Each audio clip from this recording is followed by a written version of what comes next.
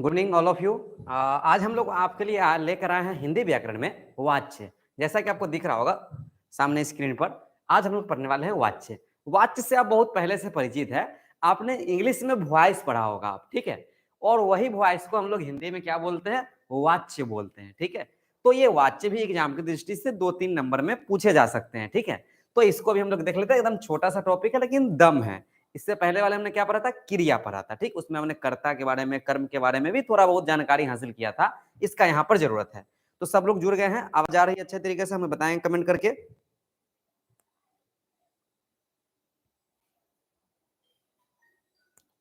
Comment करके बताएंगे हमें।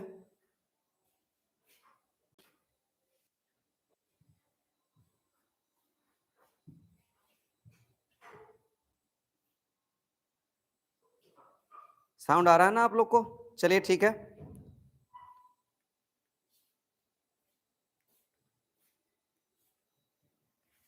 आइए, वाच्य आपका 17वां, ये हिंदी व्याकरण के बारे में हम लोग 17वें क्लास में है, ठीक है। इससे पहले और 2-4 क्लास हुए थे। कल पिछले वाले क्लास में हम लोग कल पढ़े थे क्रिया।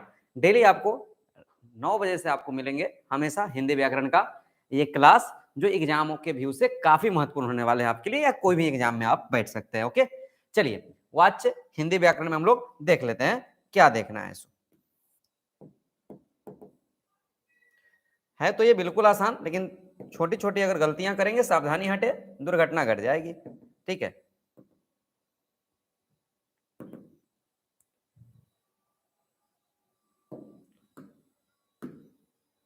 तो आज आपका हिंदी व्याकरण में हमें क्या पढ़ना है, वाच्य पढ़ना है। कमेंट करके बताएंगे आप, क्या आप रेडी है पढ़ने के लिए? एकदम बिल्कुल सिंपल में, आपको पता है कि मैं आपको हमेशा प्रयास करता हूं आसान शब्दों में आपको बताने का। जल्दी से बताइए कमेंट करके, क्या आप रेडी है इसके लिए?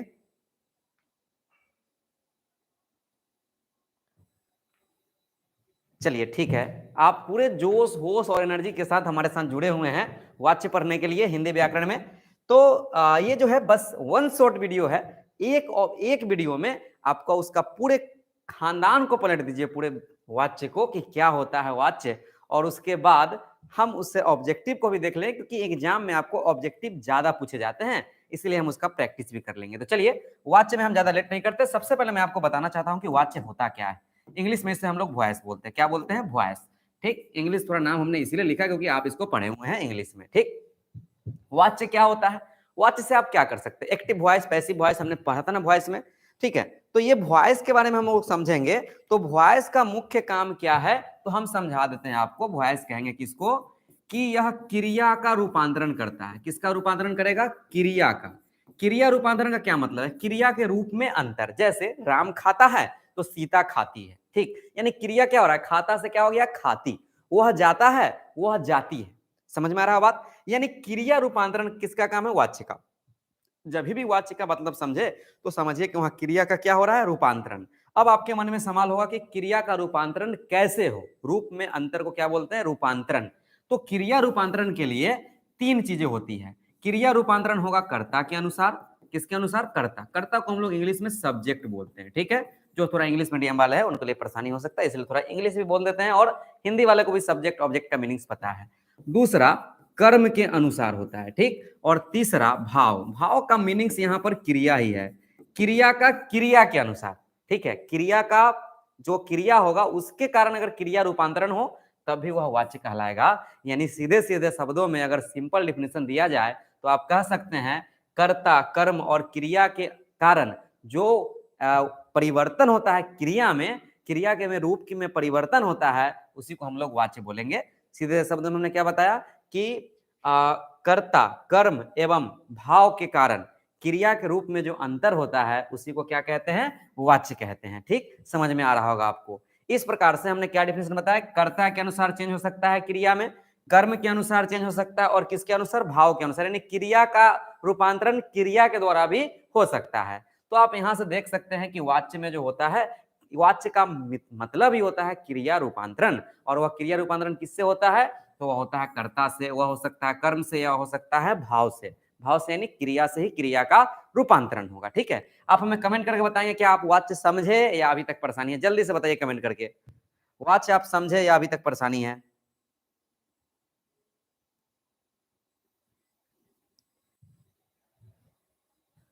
जल्दी से बता दो।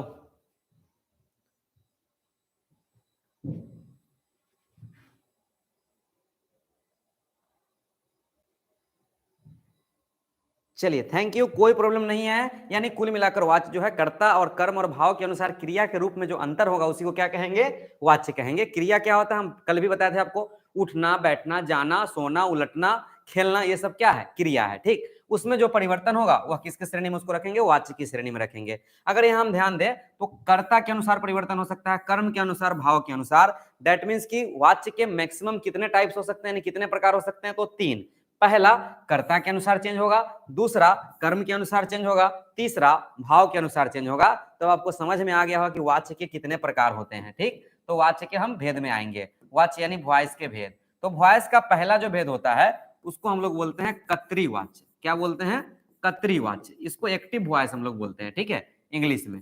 कत्री वाच्य नाम से स्पष्ट है, कत्री कर्ता के अनुसार, किसके अनुसार, कर्ता के अनुसार। कत्री वाच्य में क्या होगा कि कर्ता के अनुसार, कर्ता के अनुसार क्रिया रूपांतरण होगा, यानी क्रिया के रूप में अंतर होगा। ठीक, कर्ता के अनुसार यदि क्रिया के रूपांतरण हो तब उसको हम लोग बोलेंगे कौन सा वाच्य, कत्री वाच्य बोलेंगे। समझ में आ रहा है बात। यानी कर्ता, कर्ता बोलने का मतलब क्या, सब्जेक्ट। सब्जेक्ट का पहचान करना है तो कौन लाकर करेंगे, जैसे वह खाता है, कौन खाता है रे, तो वह। कौन शब्द से जो जवाब आए वह मिल गया क्या, समझ रहे हैं, सब्जेक्ट।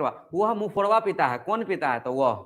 समझ में आ रहा है, राम बाबू मुंहफोड़वा पीते हैं, कौन पीते हैं, तो राम बाबू। तो राम बाबू किसका काम करेगा, कर्ता का काम करेगा। तो यदि कर्ता के कारण, ठीक है, कर्ता के अनुसार यदि क्रिया बदले, कर्ता के अनुसार कौन बदले, क्रिया, तब जाकर उसका नाम हो जाएगा कौन सा वाच्य, कत्री वाच्य। अब हम उसका एग्जाम्पल्स आपके सामने रख रहे हैं। जैसे देखिए, लड़का पढ़ता है, लड़का पढ़ता है, और दूसरा एग्जाम्पल्स हम यहां पर दे रहे हैं आपको, लड़की पढ़ती है। ठीक, लड़का पढ़ता है, लड़की पढ़ती है। अब दोनों में ध्यान रहे कि लड़का है तो पढ़ता हो गया, लड़की है तो क्या हो गया, पढ़ती हो गया। ध्यान देंगे, क्या देख रहे हैं यहाँ, कौन पढ़ता है तो लड़का, ये सब्जेक्ट का काम कर रहा है। यहाँ भी कौन पढ़ती है तो लड़की, किसका काम कर रहा है, सब्जेक्ट का काम कर रहा है। दोनों सब्जेक्ट का काम कर रहा है, एक में पढ़ता, एक में क्या है, पढ़ती। तो बताइए, सब्जेक्ट यानी अगर कर्ता के अनुसार कौन चेंज हो रहा है, क्रिया चेंज हो रहा है। देखिए, कर्ता के अनुसार क्रिया चेंज हुआ, लड़का था तो पढ़ता, और जब लड़की हो गया, कर्ता जब चेंज किया तो उसका क्रिया चेंज हो गया, क्या हो गया, पढ़ती हो गया। समझ में आ रहा है बात। तो जब कर्ता के अनुसार क्रिया चेंज होगा तब उसको हम लोग क्या बोलेंगे, तो उसको हम लोग बोलेंगे कत्री वाच्य। कौन सा वाच्य बोलेंगे, कत्री वाच्य। समझ में आ रहा है बात कि जब कर्ता के अनुसार क्रिया चेंज होगा तो उसको कौन सा वाच्य बोलेंगे, कत्री वाच्य। आइए इस एग्जांपल से अगर और सस्पेंस है अभी तक तो हम उसको और क्लियर कर लेते हैं। जैसे मैं आपको एक छोटा सा ट्रिक देने वाला हूं अंतिम में, जिसमें आप तीनों एकदम एकदम आपके पास दिमाग में थोड़ा कम गया, कहीं ध्यान अलग चल गया, अगल बगल में चल गया, पड़ोसन के पास चला गया, ठीक है, तो उसके बाद भी आप कैसे समझ सकते हैं इसको, कैसे ऑब्जेक्टिव डील कर सकते हैं, उसका हम अंतिम में आपको देने वाले हैं जुगाड़। आइए उससे पहले थोड़ा देख लेते हैं। एक अगला एग्जाम्पल से आपका, मैं रोटी खाता हूं। ठीक, मैं क्या खाता हूं, रोटी खाता हूं। ठीक, उसके बाद हमने लिखा सीता भात खाती है, सीता भात खाती है। अब ध्यान रहे, इसमें सबसे पहले कर्ता की पहचान आपको आनी चाहिए। कर्ता कौन होगा, मैं रोटी खाता हूं, कौन खाता हूं, मैं। तो मैं कौन है, यहां पर ये मैं है, ये किसका काम करेगा, तो यह काम करेगा सर सब्जेक्ट का। आपको पता है कि ये सब्जेक्ट का काम करेगा। और यहां पर कौन खाती है, तो सीता, ये भी किसका काम करेगा, सब्जेक्ट यानी कर्ता का काम करेगा। मैं रोटी खाता हूं, मैं भात और सीता भात खाती है, यानी खाता है, खाती है। यहां लिखता कि मैं रोटियां क्या होता हूं, खाता हूं। अगर रोटी की जगह यहाँ रोटियां भी लिख दे तो कोई अंतर पड़ने वाला है, खाता हूं में कोई अंतर नहीं पड़ने वाला है। सीता भात नहीं, सीता हो सकता है यहाँ लिखता, भात तो हम प्लुरल में यानी पुल्लिंग में नहीं ले, यानी बहुवचन में नहीं ले सकते हैं, लेकिन यहाँ ध्यान दीजिए, सीता जो है संतरा खाती है, ऐसा हमने लिख दिया, सीता संतरा खाती है। अगर रहता सीता संतरे खाती है, फिर भी तो संतरे, संतरा से संतरे, यानी क्या हो रहा है, ध्यान रखिएगा, ये कर्म है, ये क्या है, कर्म। मैं आपको बताऊंगा कर्म का पहचान कैसे होता है, क्या लगाकर। मैं रोटी खाता हूं, क्या खाता हूं, कर्म। कर्म कौन हुआ, रोटी, ठीक है। सीता भात खाती है, क्या खाती है, भात। क्या का जवाब जहां पड़ा है वो कर्म, तो ये भात क्या है, कर्म है। ठीक, कर्म के बारे में तुरंत हम लोग पढ़ेंगे, कत्री वाच के बाद पढ़ने वाले कर्मवाच, दूसरा वाला वो कर्म के कारण पड़ेगा। यानी यहाँ कर्म से कोई मतलब नहीं है, रोटी हो जाए, रोटियां हो जाए, मैं रोटी खाता हूं या मैं रोटियां खाता हूं, कर्म से कोई मतलब नहीं है। किससे मतलब है, यहाँ सब्जेक्ट से। सब्जेक्ट यहाँ मैं था और यहाँ पर है कौन, सीता। या मैं रोटी खाती हूँ भी यहाँ हो सकता है। अगर यहाँ लिखे राम रोटी खाता है, राम रोटी खाता है, और यहाँ रहे सीता भात खाती है। ये चेंज किसके कारण हो रहा है? कर्ता बदला, इसलिए खाता से क्या हो गया? खाती हो गया। समझ में आ रहा होगा बात? कमेंट करके बताइएगा जल्दी। कतरीवाच क्लियर हुआ कि नहीं हुआ? कतरीवाच समझ में आ गया? कतरीवाच समझ में आया? जल्दी से बताएंगे सर कमेंट करके।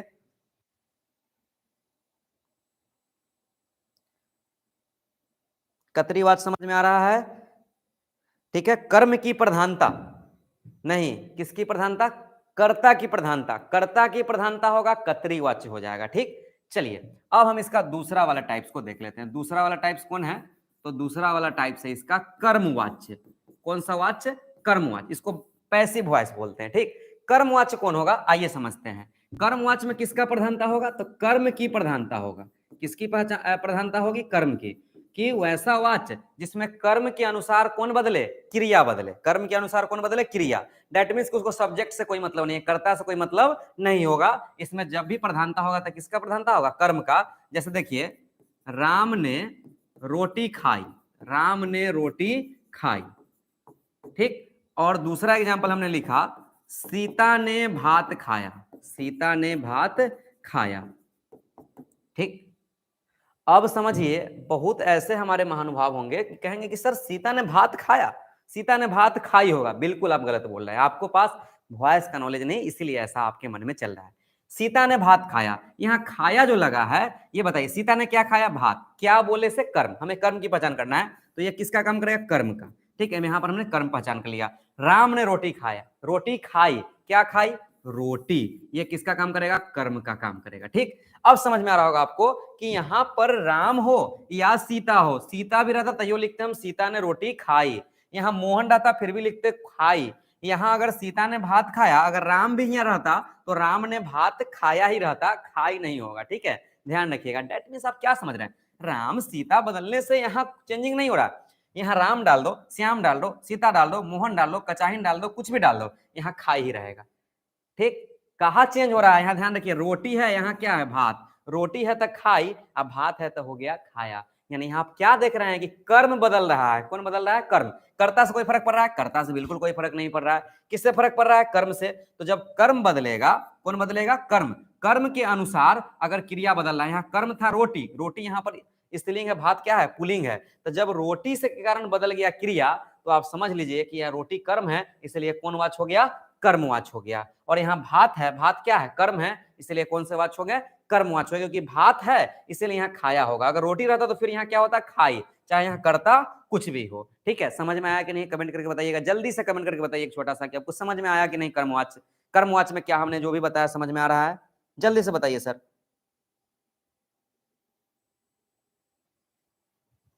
जल्दी से बता दो, देर ना हो जाए, कहीं देर ना हो जाए, जल्दी बताओ, कमेंट कीजिए सर। चलिए ठीक है, आ रहा है, आ रहा है समझ में? यानी कर्मवाच्य आपको क्लियर हो गया। अब हम लोग पहुंचने वाले किसमें? किसमें पहुंचने वाले? भाववाच्य में। ठीक, अभी हम बस जस्ट आपको बताऊंगा, इसमें तीनों में डिफरेंस बता दूंगा, वहां पर आपको क्लियर हो जाएगा। ओके, चलिए तीसरा, तीसरा इसका भेद है आपके सामने है, वह कौन सा है? तो वह है भाववाच्य। ठीक, कर्ता के अनुसार अगर क्रिया बदले तो कर्तरीवाच, कर्म के अनुसार बदला तो कर्मवाच। यदि भाव के अनुसार बदले, भाव मतलब होता है क्या? क्रिया, क्रिया के अनुसार यदि रूप बदले तो वह हो जाएगा भाववाच्य। कौन सा हो जाएगा? भाववाच्य। समझ में आ रहा है बात? भाववाच्य। भाववाच्य कौन होगा? क्रिया के अनुसार रूप बदलेगा। जैसे देखिए, उसके द्वारा, उसके द्वारा पत्र लिखा गया। ठीक है, उसके द्वारा क्या लिखा गया? पत्र लिखा गया। ठीक है, ऐसे वाक्य जो होगा वह किसके अंतर्गत आएंगे? भाववाच्य के अंतर्गत आएंगे। ठीक, ऐसे वाक्य किसके अंतर्गत आएंगे? भाववाच्य। यानी उसके द्वारा, के द्वारा अगर लग जाए, देखिए उससे पत्र लिखा गया, इसको ऐसा भी कोई लिख सकता है, उससे पत्र लिखा गया। ठीक, तो आप एक छोटा सा बात याद रखेंगे, के द्वारा शब्द जब भी आए या से शब्द जब भी आए, ठीक है, से शब्द जब भी आए या के द्वारा शब्द जब भी आए, तो आप समझ लीजिए वह कौन से वाच्य होने वाले हैं? वो भाववाच्य होने वाले हैं। ओके, अब एक नोट, खांटी नोट, एकदम प्योर नोट ध्यान में रखने वाला है, ना तो मिस्टेक कर जाएंगे आप। क्या करना है इसमें कि अगर हो भाववाच्य में, किस वाच्य में? भाववाच्य में, तो क्रिया हमेशा पुल्लिंग होगा। क्रिया हमेशा क्या होगा? पुल्लिंग। अब सोच रहे हैं पुल्लिंग, पुल्लिंग का क्या मतलब? ठीक है, यानी प्लुरल होगा। वो क्या होगा? प्लुरल। ठीक, पुल्लिंग का प्लुरल होगा? बिल्कुल नहीं। यहां पर जो बात हो रहा है, क्रिया जो है यहां पर क्या होगा? पुल्लिंग होगा, यानी पुल्लिंग और स्त्रीलिंग आपने पढ़ा है ना, ठीक। तो ये मैस्कुलिन और फेमिनिन का बात है। तो हमेशा जिंदगी भर याद रखेंगे कि भाववाच्य में हमेशा जो क्रिया होता है वह क्या होगा, पुल्लिंग। जैसे पत्र लिखा गया, ठीक है, तो पत्र क्या है, पुल्लिंग है। उसके द्वारा पत्र लिखा गया क्या है, पुल्लिंग है। ध्यान रखिएगा कि भाववाच्य में क्रिया ना, ये क्या पत्र क्या क्रिया है क्या, नहीं है। जो हम बोल रहे हैं आप सुन रहे हैं ना, यहाँ ध्यान रखेंगे, ये पत्र क्रिया नहीं है सर, यहाँ क्रिया है गया, ठीक है। तो ध्यान रखेंगे हमेशा कि क्रिया जो होगा पुल्लिंग होगा, किसमें, भाववाच्य में। किसमें, भाववाच्य में। भाववाच्य किसे कहते हैं कि क्रिया के अनुसार क्रिया बदले, ठीक है, क्रिया के अनुसार क्या बदल रहा है, क्रिया बदल रहा है, तब उसको हम लोग क्या बोलेंगे, क्या बोलेंगे, भाववाच्य बोलेंगे। जल्दी से कमेंट करके बताइए समझ में आया कि नहीं आया। मिस्टर बताइए जल्दी, समझ में आया कि नहीं आया।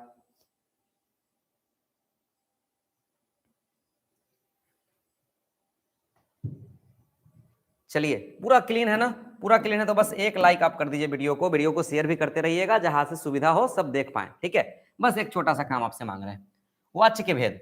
वाच्य के भेद में अगर देखें तो ये 3 भेद हमने कंप्लीट किया। अब हम बताते हैं आपको ट्रिक, जिसकी सहायता से आप एक भी ऑब्जेक्टिव गलत नहीं कर सकते। यदि ध्यान अभी भी पड़ोसन तक है तो उसको हटा ले, ठीक है। अगल बगल में किसी पर ध्यान है, खाना खा रहे हैं तो थोड़ा सा छोड़ दे, पहले एकदम छोटा सा ट्रिक है, देख लेते हैं।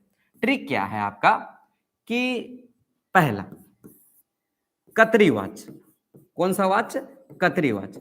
कतरी वाच्य में क्या होगा, कर्ता की प्रधानता होगी। किसकी प्रधानता, कर्ता की, ठीक। अब आप सोच रहे होंगे क्या सर, ये तो हम पहले से जान रहे हैं, ठीक है, आप जान रहे हैं, हम बताऊंगा इसमें क्या है।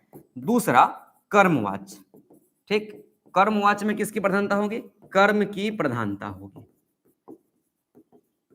ठीक। और तीसरा भाववाच्य, भाववाच्य में किसकी प्रधानता होगी, क्रिया की प्रधानता, ठीक, क्रिया की प्रधानता। अब आप सोच रहे होंगे सर ये तो बात आप बताएं, क्या आप ट्रिक बता रहे हैं, आइए समझते हैं। अगर वह कर्मवाच्य, नीचे से समझेंगे, भाववाच्य, भाववाच्य का पहचान क्या रहेगा, से लगा हुआ रहेगा या के द्वारा, ठीक है। भाववाच्य का क्या पहचान है, से लगा दो या लगा हुआ रहेगा क्या, के द्वारा। से या के द्वारा लगा है तो एकदम आंख मूंद के आप मारिए कि वह कौन सा वाच्य है, कौन सा वाच्य है, वो भाववाच्य है। कौन सा वाच्य है, भाववाच्य, ठीक। उसके बाद कर्मवाच्य कौन होगा, तो कर्मवाच्य के लिए क्या बताओगे आप कि अगर ने लगा हुआ है, ठीक है, ने लगा हुआ है तो 100% वह कर्म की प्रधानता बताएगा, यानी कर्मवाच्य। राम ने क्या खाया, भात खाया, क्या सीता ने रोटी खाई। दैट मीन्स कि जब ने वाले सेंटेंस में खाई, खाया ये सब आए ना, तो समझ लीजिए कि वो कर्मवाच्य है। और ने भी ना रहे, उससे भी ना रहे, उसके भी ना रहे, तो समझ लीजिए कि वो कौन सा वाच्य है, कतरी वाच्य है। बताइए क्या समझ में आ गया ट्रिक एकदम बेहतर तरीके से, कैसे आप पहचान कर सकते हैं, कमेंट करके जल्दी बताइए।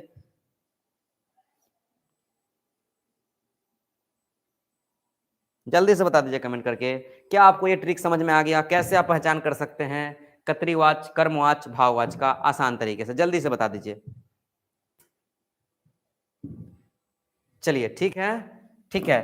अब 100% अगर आ गए हैं समझ में, तो अब आप ऑब्जेक्टिव में आपके लिए चैलेंज है, क्वेश्चन के तैयार हो जाइए, सांस ले लीजिए। रेडी है आप लोग ऑब्जेक्टिव के लिए अब, क्योंकि मैं आपको बता चुका हूं इससे संबंधित सभी बातें। पहला क्वेश्चन दिख रहा होगा आपको स्क्रीन पर, वाच्य से तात्पर्य आपका क्या है। वाच्य से क्या तात्पर्य है, 4 ऑप्शन आपका दिया गया है, कर्ता का रूप से, क्रिया के रूप से, कर्म के रूप से, समास के रूप से। बताइएगा जल्दी से जल्दी, जल्दी से कमेंट कीजिए, कौन सा होगा वाच्य से तात्पर्य क्या है, जल्दी बताइए कौन सा आंसर होगा। कर्ता के रूप से है, क्रिया के रूप से, कर्म के रूप से, समास के रूप से। बताइएगा वाच्य में हम क्या पढ़ते हैं, किसका रूप पढ़ते हैं, किसके रूप में परिवर्तन को पढ़ते हैं। ध्यान लाइए और आंसर दीजिए। 1 2 3 4 5 बच्चे बी आंसर दिए हैं, 6 7 8 बिल्कुल सही है, आप 100% सही है। क्रिया का रूप मैं आपको बताया हूं कि वाच्य पढ़ रहे हैं, इसका मीनिंग है कि हम पढ़ने जा रहे हैं किसका रूप, क्रिया के रूप के बारे में पढ़ रहे हैं, ठीक है। बहुत अच्छा जवाब, बहुत अच्छा जवाब। चलिए अगले क्वेश्चन में बढ़ते हैं। दूसरा, वाच्य के कितने भेद है, ये तो आपको मैं पता हूं कि आप तो बता दोगे, 1 2 3 4 अभी तुरंत पढ़े हैं। जल्दी से बताइए कमेंट करके, फास्ट एकदम क्यू का आंसर दीजिए, क्या होगा। Option number C, option number C बिल्कुल सही है। ऑप्शन नंबर सी कितना होगा, ऑप्शन नंबर सी में कौन है, 3। वाच्य के कितने भेद, 3 भेद, कौन कौन, कतरीवाच, कर्मवाच और भाववाच। चलिए याद है आपको। अगले सवाल में बढ़ते हैं। तीसरा क्वेश्चन, कर्तृवाच्य की क्रिया किसके अनुसार आती है? अगर कोई वाक्य कर्तृवाच्य हो तो उसकी क्रिया किसके अनुसार आएगी? कर्ता के अनुसार, कर्म के अनुसार, भाव के अनुसार, इनमें से कोई नहीं। बताइएगा अब किसके अनुसार आने वाला है? कर्ता, कर्म, भाव, इनमें से कोई नहीं। एकदम इजी सा सवाल है, थोड़ा सा दिमाग लगाएंगे बन जाएगा आपसे। कौन सा आंसर आ रहा है? ए आ रहा है, कर्ता के अनुसार। कर्ता के अनुसार ऑप्शन नंबर ए पर आ रहे हैं सब लोग कि कर्ता के अनुसार जो होता है कर्तृवाच्य किसे कहते हैं? कि कर्ता के अनुसार यदि क्रिया बदले तब उसको कर्तृवाच्य बोलते हैं। एकदम सही है आपका ऑप्शन नंबर ए। ये कर्ता के अनुसार जो होता है कर्तृवाच्य चेंज होता है। चलिए ठीक है, बहुत अच्छा जवाब। अगले ओर बढ़ते हैं, चौथे सवाल की ओर। जिस वाक्य में कर्म प्रधान हो उसे क्या कहते हैं? चार ऑप्शन है। ऑप्शन नंबर ए कर्मवाच्य, ऑप्शन नंबर बी कर्तृवाच्य, ऑप्शन नंबर सी भाववाच्य, ऑप्शन नंबर डी इनमें से कोई नहीं। जल्दी बताइए कमेंट करके कौन सा आंसर होगा? इनमें से कौन से आंसर होंगे? कर्म, कर्तृ, भाव, इनमें से कोई नहीं। ऑप्शन नंबर ए बिल्कुल सही है। ऑप्शन नंबर ए कर्मवाच्य होगा। कौन सा वाच्य होगा? कर्मवाच्य। 100% सही है। कर्म की प्रधानता कर्मवाच्य। अगला, भाववाच्य में किसकी प्रधानता होती है? मेरे पास क्वेश्चन है, चार ऑप्शन। कर्ता की प्रधानता, कर्म की प्रधानता, दोनों, इनमें से कोई नहीं। भाववाच्य में किसकी प्रधानता होगी? बताइए, भाववाच्य में किसकी प्रधानता होगी? ऑप्शन नंबर डी पर जा रहे हैं। ऑप्शन नंबर डी आ रहा है।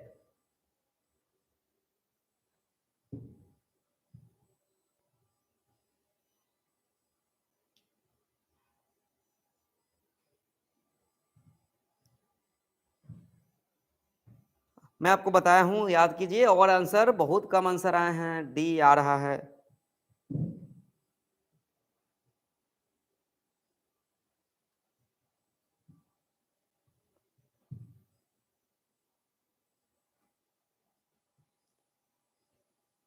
बिल्कुल सही है। ऑप्शन नंबर डी वाले सी भी दे रहे हैं, सी भी दे रहे हैं। सी वाले थोड़ा समझ जाइए, दोनों ऑप्शन नहीं होगा। मैं आपको बताया हूं कि भाववाच्य में जो होगा क्रिया की प्रधानता होगी। किसकी प्रधानता होगी? क्रिया का। डेट मीन्स के न उसमें कर्ता होगा, न उसमें क्या होने वाला है? कर्म होने वाला है। ठीक है, तो आपके अनुसार जो आपने बता रहा है ऑप्शन नंबर सी वाले, थोड़ा समझ जाइए, गलत बताया आपने। इनमें से कोई नहीं, क्योंकि कहीं क्रिया लिखा हुआ नहीं है। ओके, चलिए छठे सवाल की ओर बढ़ते हैं। जिस वाक्य की क्रिया हमेशा पुल्लिंग हो उसे क्या कहते हैं? चार ऑप्शन आपके सामने रखा गया है। कौन सा वाक्य की क्रिया हमेशा पुल्लिंग होता है? कर्तृवाच्य, कर्मवाच्य, भाववाच्य। ऑप्शन नंबर डी, ए और बी दोनों। अब बताएंगे जल्दी से आंसर आप, जल्दी जल्दी बताओ।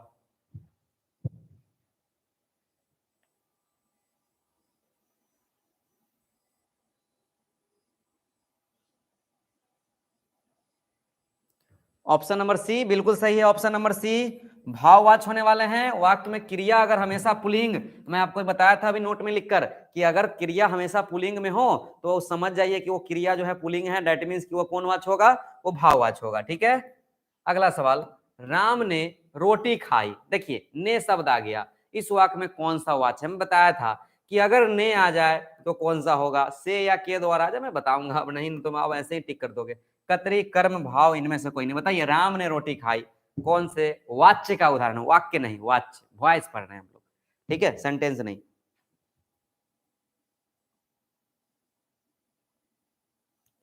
ऑप्शन नंबर बी, बी पर आए हैं कर्मवाच्य। बिल्कुल सही है। मैंने आपको बताया था कि अगर ने शब्द आए तो समझिए कि वो 100% कौन सा वाच्य होगा? वो कर्मवाच्य होगा। बिल्कुल सही है आप। आठवां सवाल, राम रोटी खाता है, यह किस वाच्य का उदाहरण है? जल्दी से बताइए। चार ऑप्शन आपके सामने दिख रहा होगा। कर्तृवाच्य, कर्मवाच्य, भाववाच्य, इनमें से कोई नहीं। कौन सा टिक करे? कौन सा टिक करे?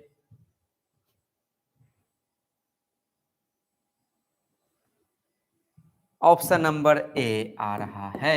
100% आप सही है। राम रोटी खाता है, यहाँ कहीं भी ने, से द्वारा, के द्वारा कुछ नहीं लगा हुआ है।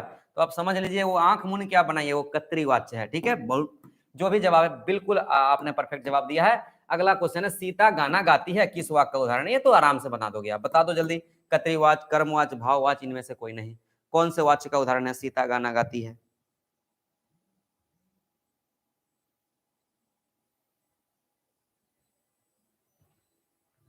सीता गाना गाती है। ऑप्शन नंबर ए कतरी वाच्य का एग्जाम्पल है, बिल्कुल सही है आप, बिल्कुल सही है। 10वां सवाल, सीता ने गाना को गाया, सीता ने गाना को गाया, ठीक है, यह कौन से वाच्य का उदाहरण है?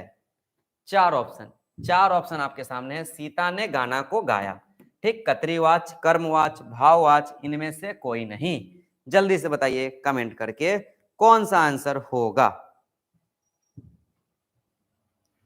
सीता ने गाना को गाया, बी आ रहा है क्या? कर्मवाच्य आ रहा है।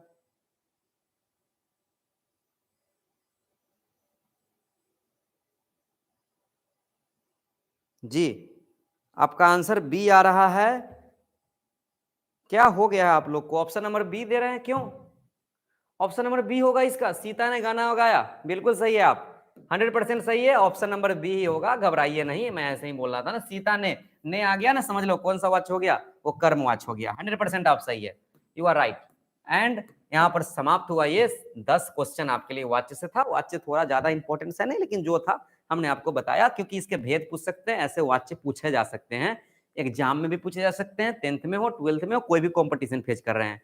तो इस तरह से आज हमने समाप्त किया आपको किसके बारे में, तो वाच्य के बारे में, ठीक। अब वाच्य हमने क्लियर कर लिया है, तो अगले दिन आएंगे तो स्पेशल आपको मैं पढ़ाऊंगा किसके बारे में, तो आप देख सकते हैं आपके स्क्रीन पर लिखा हुआ है काल, महाकाल का भाई काल, ठीक। वो महाकाल नहीं, वो शंकर जी है वहां। यहाँ पर काल पढ़ना है हमें, काल मतलब समय के बारे में हमें जानकारी हासिल करनी है, वर्तमान काल, भूतकाल, भविष्यत काल, आप जानते हैं, बस थोड़ा सा उसका नामकरण हम लोग समझ लेंगे। तो बताएंगे आप लोग कमेंट करके आपको वीडियो क्या पसंद पड़ा बिल्कुल अच्छे तरीके से, या इसमें भी अभी तक परेशानी है? जल्दी से बताइए कमेंट करके।